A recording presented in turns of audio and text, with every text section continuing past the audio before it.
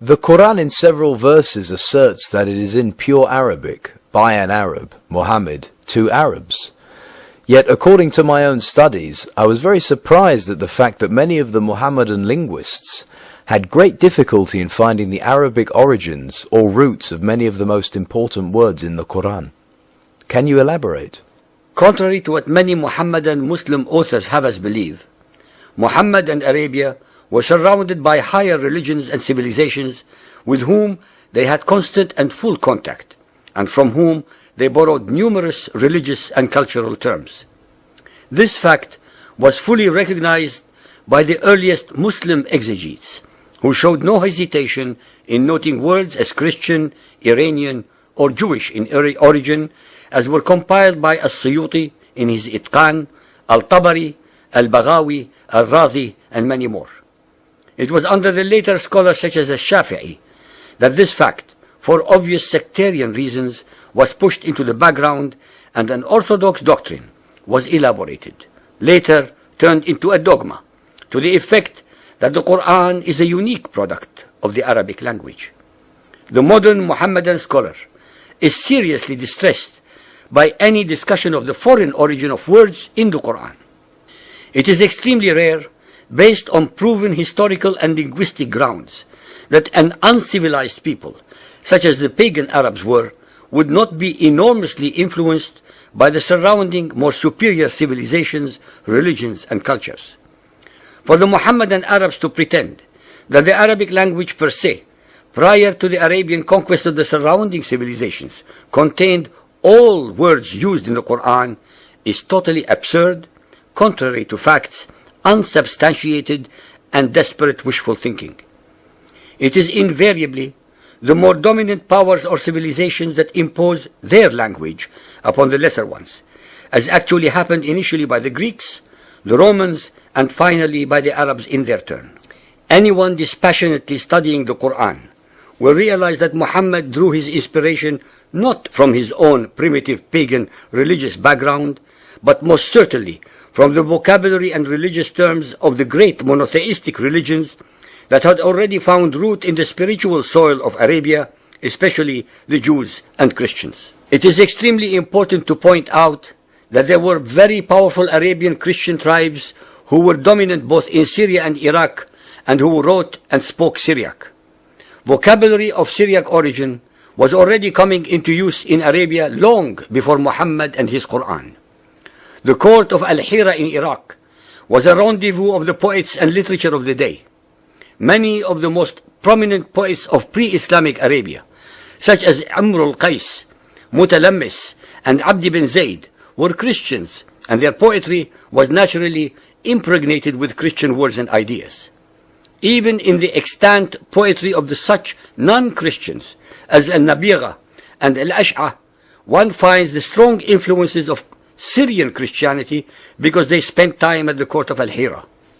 The Ahadith and the biography of Muhammad assert that he traveled to Syria, Al-Sham, both as a child and later as a merchant on behalf of his wife Khadija, who was not only a Hanif, but also associated with Christianity through her uncle Waraka bin Nawfal.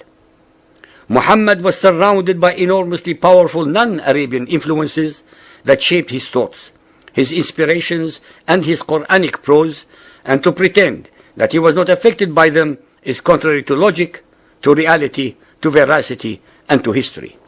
Chapter 12, verse 2.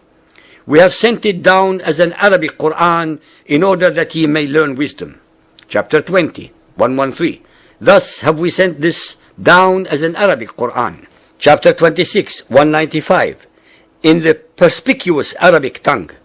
Chapter 39, 28. It is a Quran in Arabic, without any crookedness therein, in order that they may regard against evil. Chapter 41, 3. A book whereof the verses are explained in detail, a Quranic in Arabic for people to understand. According to the Ahadith, the Quran was revealed to Muhammad in 7 modes.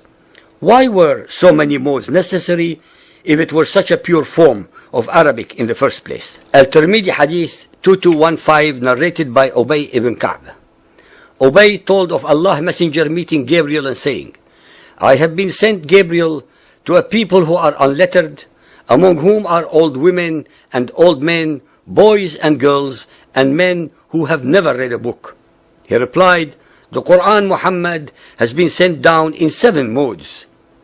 Al-Suyuti cites in his Itqan about 118 words which are not of Arabic origin, but from Hebrew, Persian, Abyssinian, Aramaic, Syriac, etc., most of which are among the most important, without which the Quran could not possibly make sense.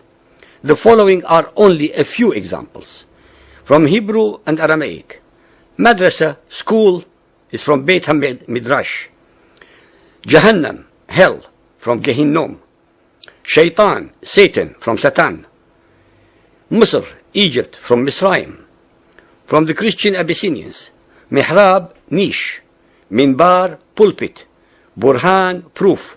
Mi'raj, ladder. From the Persian, Firdaus, paradise. Firind, sword. Syriac, Isa, Jesus. Salah, prayer. From the Greek, dinar, currency, denarius. Iblis, devil, diabolos. Injil, gospel. The Quran asserts repeatedly that it is a new scripture for the Arabs, hence it would have been impossible for the native Arabic vocabulary and language to all of a sudden create and invent new words and terminology to express all its new ideas to fit the occasion. In fact, many of the words, terms and concepts were already available off the shelf, so to speak, to Muhammad to plagiarize, plunder, pirate and or pervert to suit his agenda.